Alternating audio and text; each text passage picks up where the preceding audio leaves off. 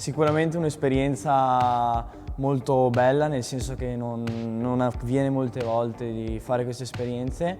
Non è scontato perché al giorno d'oggi c'è molta disinformazione, però è stata veramente anche un'ora per capire di noi, delle cose che facciamo sui social e delle conseguenze delle nostre azioni. Quindi sicuramente è un'esperienza che vorrei rifare e spero che l'anno prossimo la rifaremo.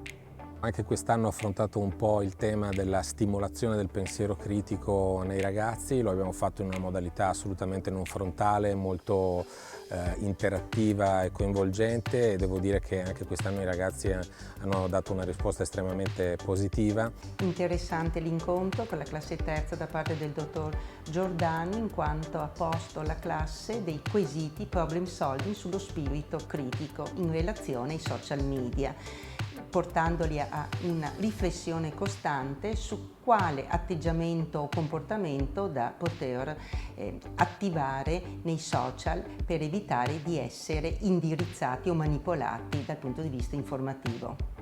È stata una bellissima esperienza, molto formativa, più che altro sullo scanner facciale e anche sul riconoscimento delle facce di Obama, molto interessante. Più che altro sulla tecnologia dipendenza, l'ho avuta personalmente questa esperienza, quindi devo dire che è una cosa che ti attrae molto e veramente dobbiamo stare attenti. L'incontro si svolge attraverso la visione di alcune slide e la visione anche di alcuni video che trattano il tema molto, diciamo, spinoso oggi, che è il tema anche dell'intelligenza artificiale, un tema tanto affascinante quanto anche inquietante per i risvolti che può avere. È stato un impatto molto forte, appunto, cioè ci hanno sensibilizzato, perché mi aspettavo una cosa molto più noiosa e che dicessero sempre le stesse cose, che magari mi ripetono anche a casa, che mi dicono non devi guardare i social, qua e là ti influenzano troppo. Io dico sempre sì sì. È riuscito a cogliere sia le modalità di trasmissione con i ragazzi, sia il messaggio che ne è uscito. È veramente importantissimo, importante per me come insegnante, come adulto,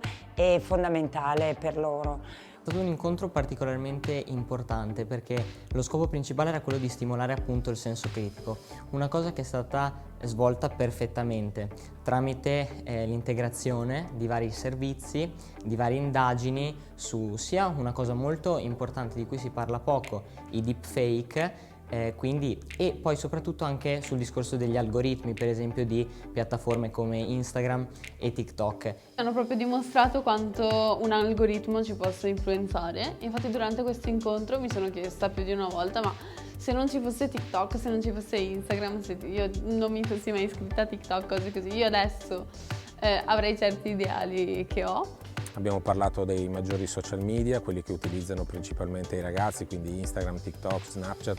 Abbiamo fatto vedere come dietro quello che è apparentemente un gioco si nascondono delle possibili insidie, soprattutto per quanto riguarda anche l'acquisizione da parte di chi produce questi social di dati personali, dati biometrici, per cui abbiamo invitato i ragazzi sempre ad avere un occhio critico nei confronti di ciò che utilizzano, di come lo utilizzano e di quello che fanno attraverso i media. E quindi si va a sviluppare anche un ragionamento sulla morale stessa dietro a queste nuove applicazioni, quindi a cosa oggigiorno non si faccia per una visualizzazione in più, per un click in più, e questo fa molto pensare e ci deve far capire che è importantissimo ponderare le nostre scelte quando per esempio cerchiamo di mettere una spunta, dare il consenso anche magari inconsciamente all'utilizzo dei nostri dati, per esempio quelli biometrici. Sarebbero occasioni da avere almeno una volta a settimana, perché sono dei modi innovativi, diversi di lanciare degli argomenti che noi,